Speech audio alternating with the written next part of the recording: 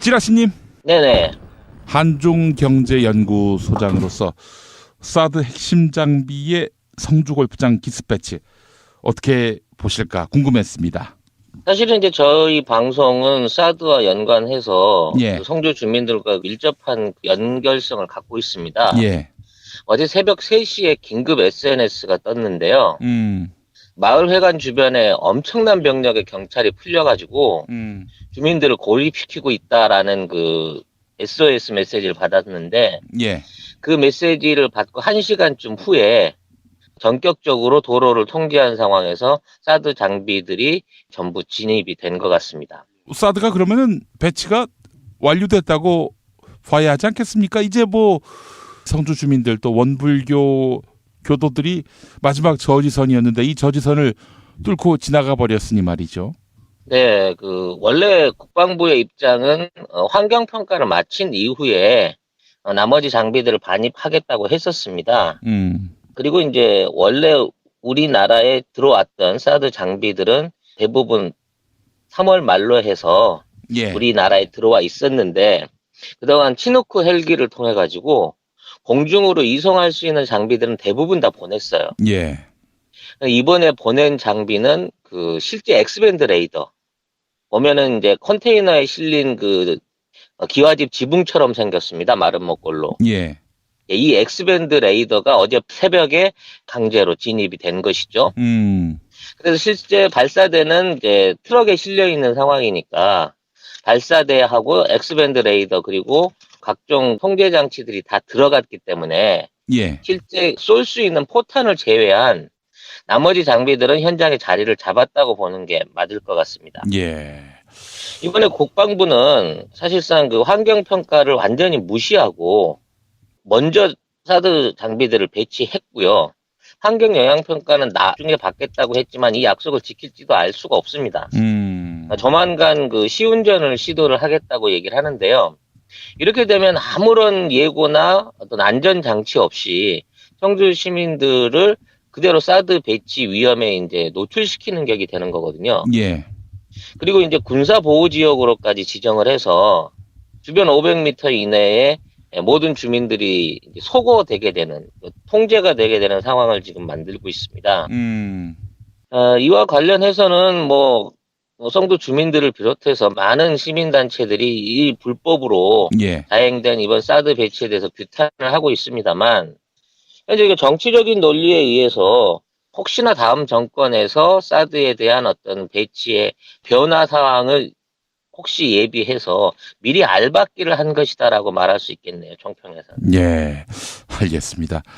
알박기. 다음 정부가 이제 아무래도 정권 교체가 이루어질 가능성도 높고 그렇다면은 박근혜 정부에서 약속했던 사드 배치 이것이 이제 지켜질 가능성은 약해지고 그러니 어떻게든 정권 바뀌기 전에 밀어붙여서 대못을 받겠다는 뜻 같습니다만은 가만히 있자. 그러면은 이건 뭐 중국으로서는 이미 상황은 종료됐다라고 볼 수도 있겠네요. 지금 이제 또 하나 주목해 봐야 될 부분이 미국 외교부의 태도인데요. 예, 예. 지난번 이제 부통령 관련한 외교 담당자가 차기 정권의 사드 배치에 대한 정권을 의논하겠다라는 발표가 있었습니다만 예. 그 후에 트럼프가 사드는 강제로라도 배치를 시키겠다라는 또 의견을 다시 내놨어요. 예. 아마 그와 관계돼서 지금의 이런 강행 배치가 이루어지지 않았나 싶고 예.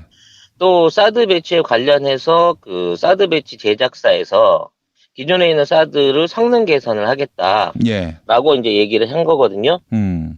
그래서 그 성능 개선에 대한 얘기가 기존에 있는 사드 레이더는 고출력 방사선을 배출을 하는데 이게 인체에 유해하다라는 부분을 또 적시를 했어요. 예. 그렇기 때문에 우리 정부가 사드는 안전하다는 논리에 반해서 제작사 스스로가 인체 위험성을 지금 지적을 한 것이거든요. 예.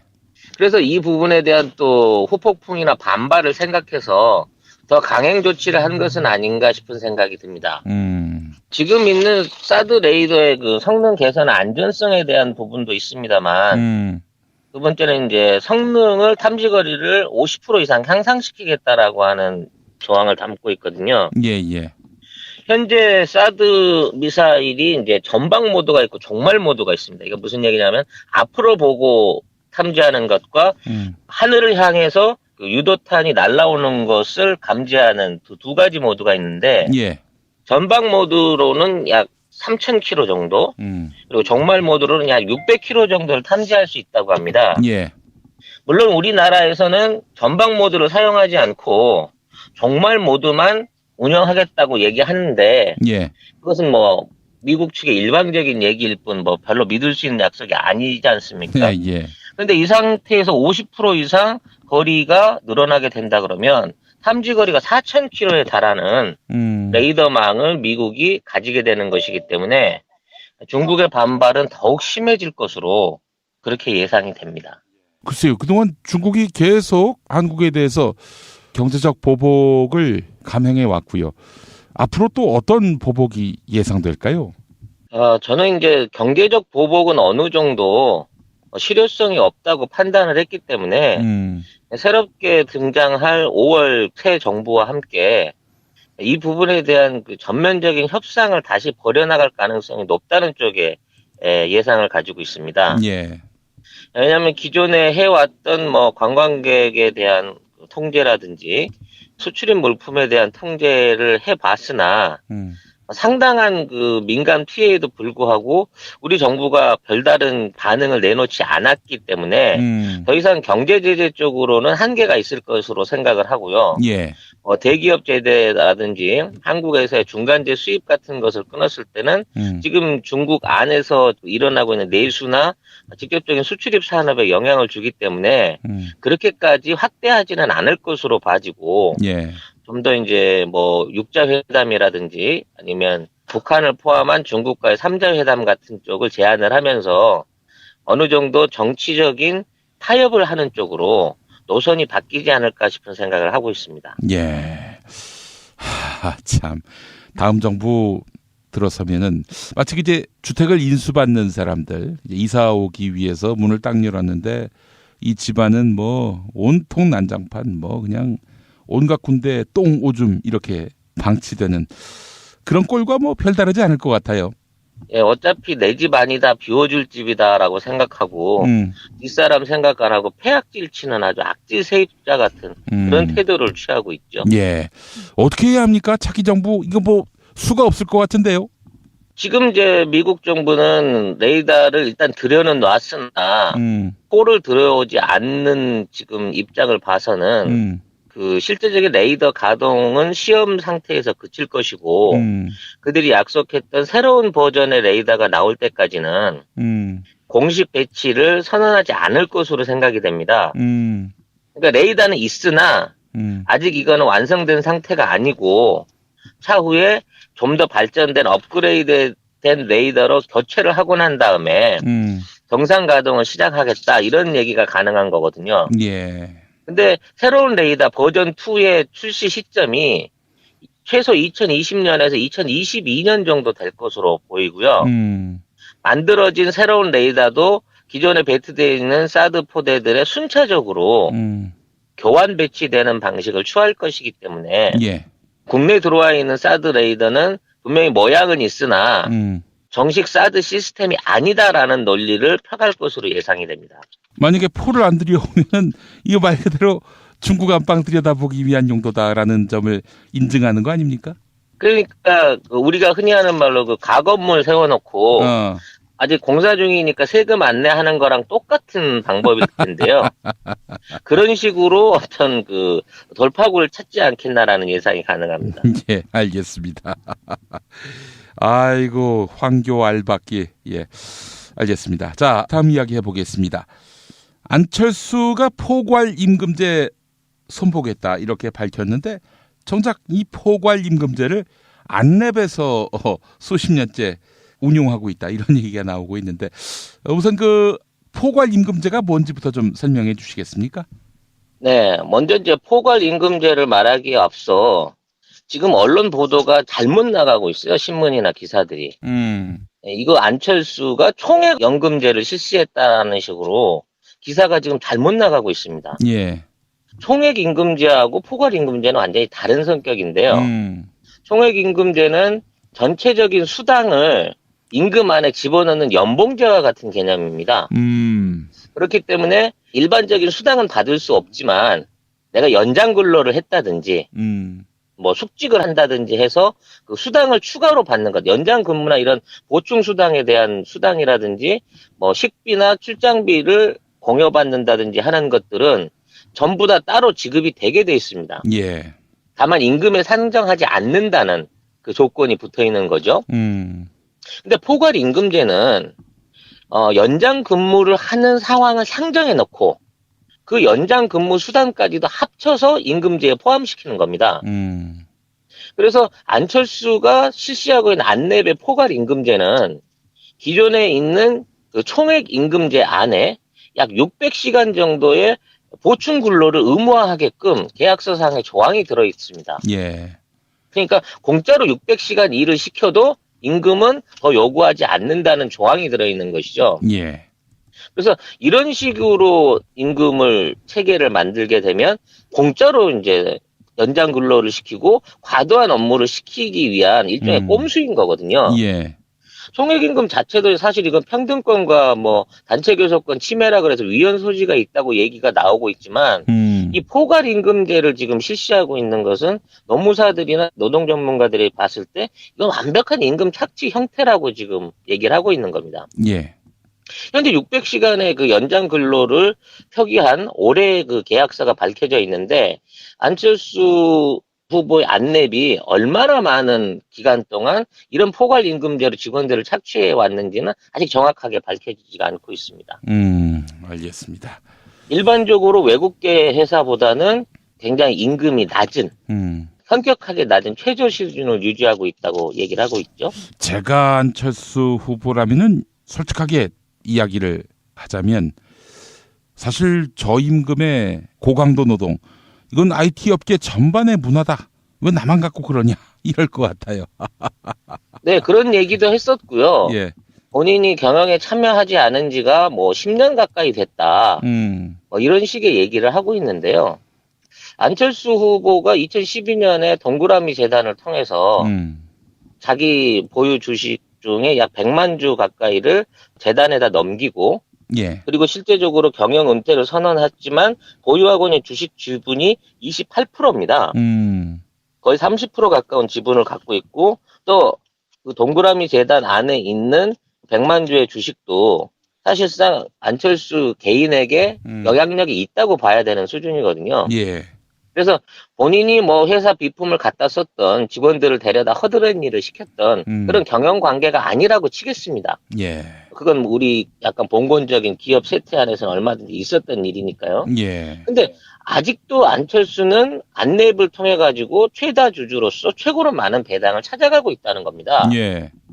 2012년 당시에 안철수 후보가 은퇴를 선언할 당시만 하더라도 안내배 그 주식 배당률, 그러니까 주주 배당률이 20% 초반이었습니다. 근데 현재는 41%까지 지난해에 올라갔거든요. 그러니까 기업 이득에 대한 배당률이 거의 2배가 오른 겁니다. 계속 네. 점진적으로 올라서. 그래서 안내비 벌게 되면 주주들한테 그 비용을 던져주고 있고 그중에 30%를 안철수 후보가 개인적으로 받고 있는 것이고요. 예. 또 거기에 맞춰서 동그라미 재단에도 그만한 배당금이 돌아가고 있는 겁니다. 그럼 동그라미 재단의 사회 공헌 효과는 얼마나 될까요? 2013년 발표로 약 8억 원가량을 사회공헌에 출연했다고 내놓고 있습니다. 예. 전체 자산 규모가 1,000억대인 재단이 0.8% 수준의 사회 기여를 하고 있으면서 이게 중소기업 상생을 위한 사회 기부였다라고 말하고 있는 것이죠. 이런 부분을 봤을 때 안철수 후보가 4차 산업을 얘기한다든지 거기에 관련돼서 청년 일자리라든지 뭐 대한민국의 미래 먹거리 같은 얘기를 할 때마다 과연 저게 진정성이 있는 발언인가 하는 부분에서 굉장히 의심을 가지고 그 발언들을 지켜보게 되었습니다. 어제 같은 경우. 예, 이거 보면서 말이죠. 본인은 뭐 경영에 관여하지 않았다. 이렇게 말을 하고 있는데 이 말이 정당한 변명입니까? 글쎄요. 5%도 안 되는 주식 지분으로 삼성 경영을 똘똘 뭉쳐서 하고 있는 이건희 일가의 경영 태도를 봤을 때 DW를 발행해서 회사에 손실을 끼치고 아직도 대주주이면서 직원들이라든지 회사의 여러 가지 그 비품들이나 자산들을 함부로 자신 개인이 운영하고 있는 안철수 후보가 안내변 나와 전혀 무관하다. 안내변 경영에 대해서는 아무것도 결정한 바가 없다라고 말한다고 하면 예. 저는 그 말은 절대 믿을 수가 없습니다. 그러면 자기 기업도 그렇게 뭐 핸들링 못할 것 같으면은 대통령이 돼서 다른 기업들 어떻게 수많은 민간 기업들, 공기업들 손 못 대겠네요. 하나를 보면 열을 안다라는 속담이 이런 데에서 나와야 되지 않나 싶은 생각이 드네요. 아이고 참 큰일 날 양반입니다 진짜. 예. 뭐 경제민주화라는 구호 자체가 이미 이젠 뭐 허구 위선 그 상징이 돼버렸는데 이 안철수 씨가 집권한 이후에 노동 환경이라든지 또 기업의 정의라든지 기대할 수 있을까요? 저는 가능성이 없기 때문에 그런 불안하고 그냥 암울한 상상은 하고 싶지 않은데요. 예. 지금의 노동 환경을 개선하기 위한 해결책에 대한 대선 토론 후보자들의 얘기를 봤을 때 야권 진영의 후보자를 빼고는 모두 다 지금 그대로 기업들에게 투자를 해야 된다. 예. 기업들에게 특혜를 둬야 된다. 아니면 국가가 SOC 사업이나 투자를 진행해가지고 이걸 만들어야 된다고 얘기를 하고 있는데요. 이거는 지난 10년 가까운 시간 동안의 그 실패와 또 잘못되어 있던 현상들을 완전히 파악하지 않고 무시하면서 하는 얘기라는 느낌이 들었습니다. 예. 현실을 제대로 파악하지 못하는 사람이 어떻게 미래를 제대로 설계하고 계획해서 만들어 나갈 수가 있겠습니까? 예. 그런 면에서 지금 기업 위주의 공약들을 내세우고 그런 주장을 하고 있는 안철수 후보와 기존의 홍준표 후보, 유승민 후보는 경제 점수에 있어서만큼은 최악이다. 빵점이다라고 저는 얘기하고 싶네요. 예, 알겠습니다. 마지막으로 간단하게 이거 하나 짚어보겠습니다. 데일리안과 알앤서치 여기에 이제 100% 무선 조사거든요. 네네. 더불어민주당 문재인 44.3, 국민의당 안철수 26.1, 자유한국당 홍준표 14.8 이렇게 나왔습니다. 그리고 한국일보 한국리서치 조사 결과는 문재인 40.4, 안철수 26.4. 그러니까 한국일보 조사는 한 14% 차고요.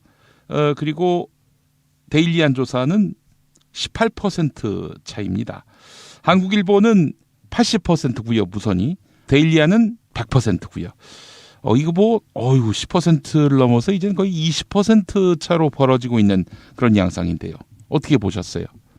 사실상 이제는 단일화를 한다고 하더라도 추격권에서는 벗어난 느낌입니다. 예. 이들이 단일화를 해서 기존에 가지고 있는 지지율을 다 모으고 문재인 진영에서 5% 이상의 지지율이 빠져나가지 않는 이상 예.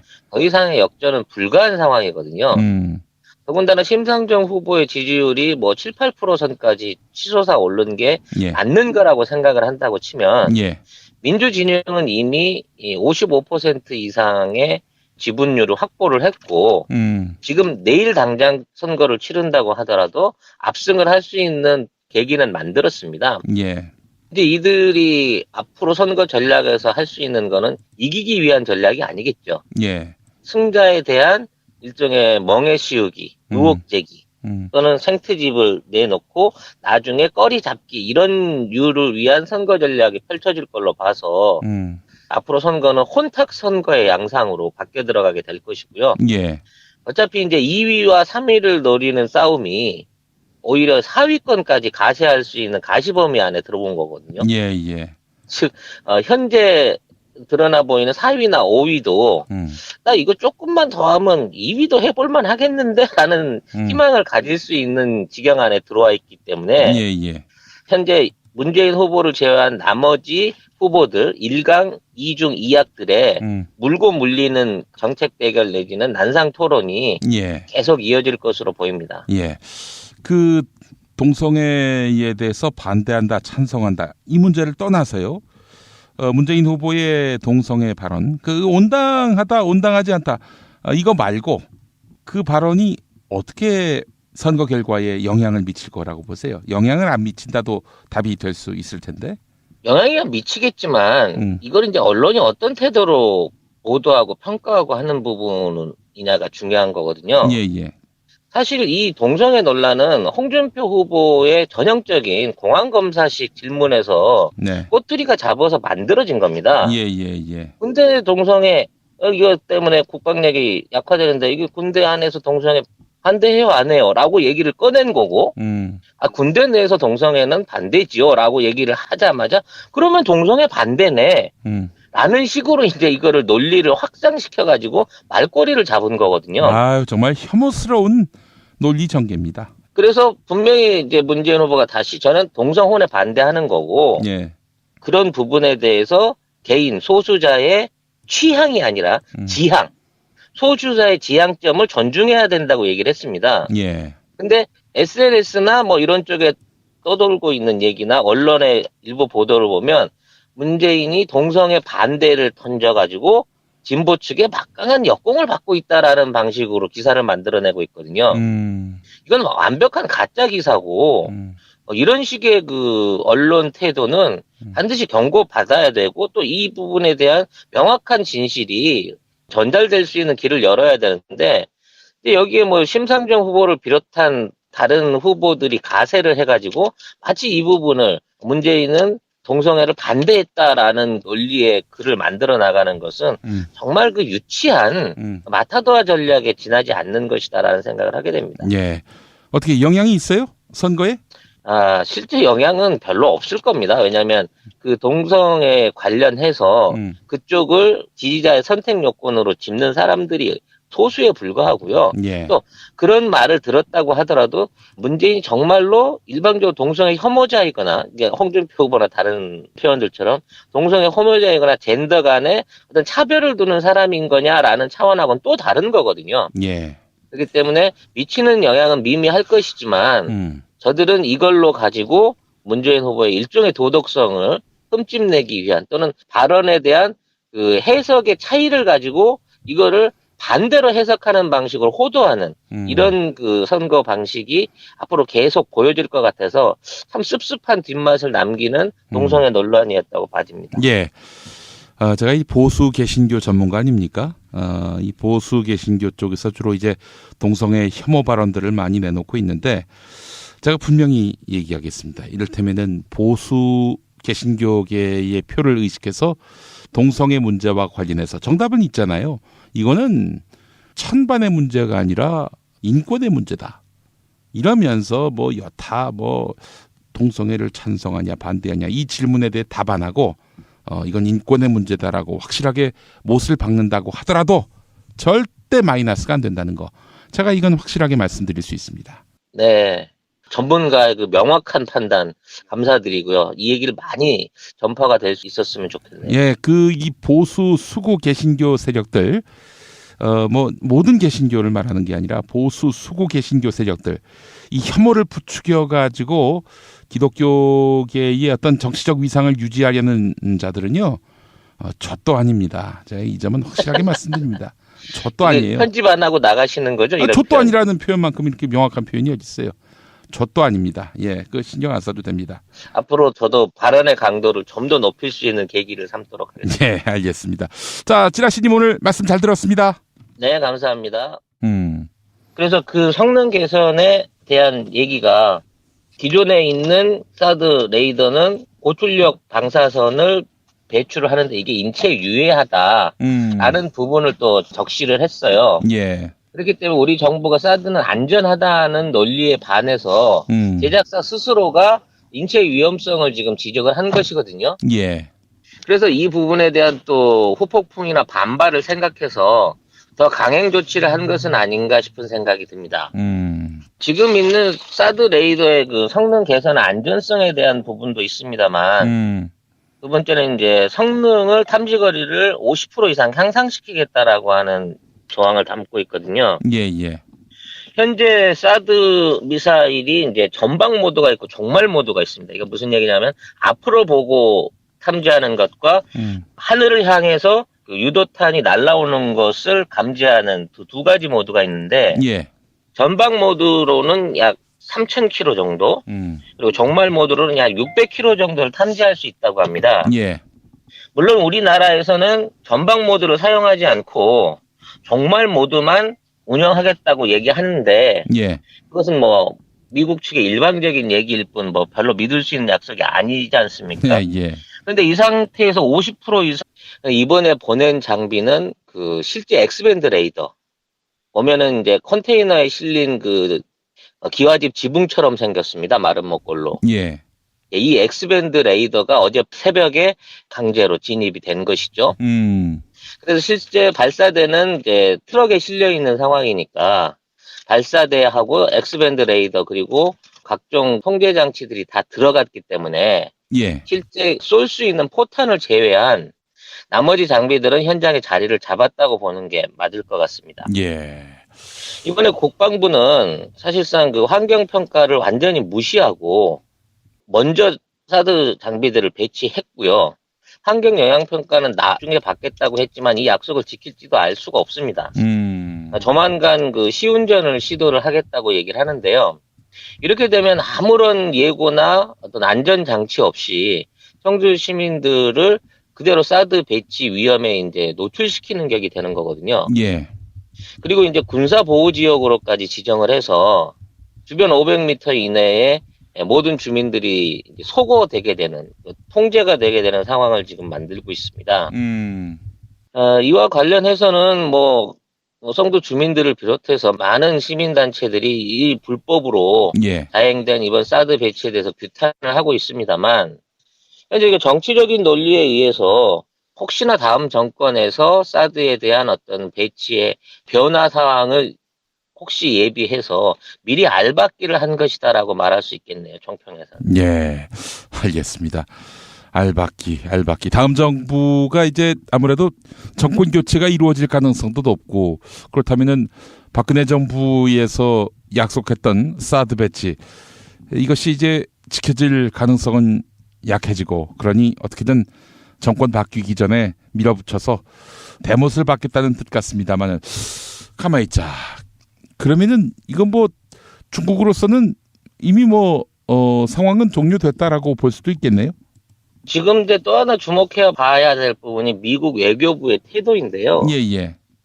지난번 이제 부통령 관련해 외교 담당자가 차기 정권의 사드 배치에 대한 정권을 의논하겠다라는 발표가 있었습니다만 예. 그 후에 트럼프가 사드는 강제로라도 배치를 시키겠다라는 또 의견을 다시 내놨어요. 예. 아마 그와 관계돼서 지금의 이런 강행 배치가 이루어지지 않았나 싶고 예. 또 사드 배치에 관련해서 그 사드 배치 제작사에서 기존에 있는 사드를 성능 개선을 하겠다라고 예. 이제 얘기를 한 거거든요.